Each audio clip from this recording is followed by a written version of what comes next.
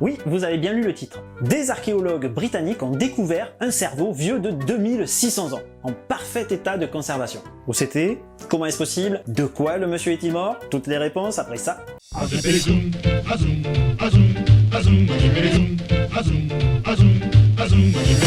Bonjour à tous et bienvenue dans l'histoire à la carte. En bref, notre histoire commence au mois d'août 2008 dans le village d'Helsington en banlieue de York, au nord-est de l'Angleterre, durant un chantier de fouilles préventives organisé avant la construction d'un complexe universitaire sur un site de l'âge de fer.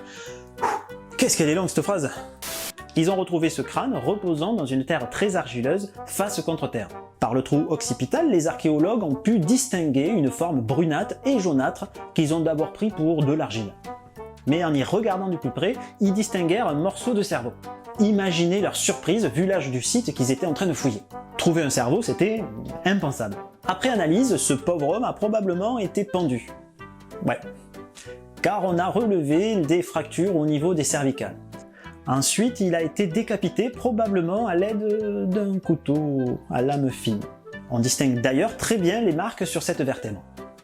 Le reste du corps ayant disparu laisse à penser qu'il a dû être victime d'un probable sacrifice humain. Après datation au carbone 14, on peut estimer qu'il est mort entre 673 et 482 avant notre ère. Ils ont ensuite ouvert le crâne afin de pouvoir analyser le cerveau du monsieur. Ils ont découvert 5 morceaux réduits à environ 20% d'un cerveau vivant et après nettoyage, quelle ne fut pas leur surprise de découvrir les circonvolutions cérébrales. Un vrai mini-cerveau, avec d'après les scientifiques la consistance du tofu. Habituellement, la décomposition du cerveau débute entre 36 et 72 heures.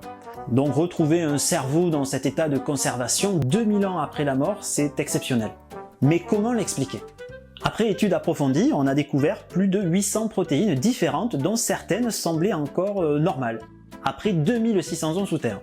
Ils pensent qu'elles se sont repliées en agrégats très compacts qui ont maintenu la structure du cerveau après la mort, et leur a évité la décomposition.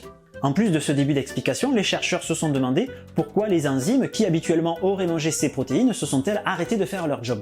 Déjà, rappelez-vous le terrain dans lequel on a retrouvé le crâne, argileux et humide. Cela a pu favoriser sa conservation en le préservant de l'oxygène. Les analyses ont aussi confirmé qu'un liquide acide avait pénétré dans la boîte crânienne avant ou après enfouissement. Mais quel liquide? Autre possibilité, cet homme souffrait d'une maladie inconnue qui aurait participé à rendre les protéines du cerveau plus résistantes.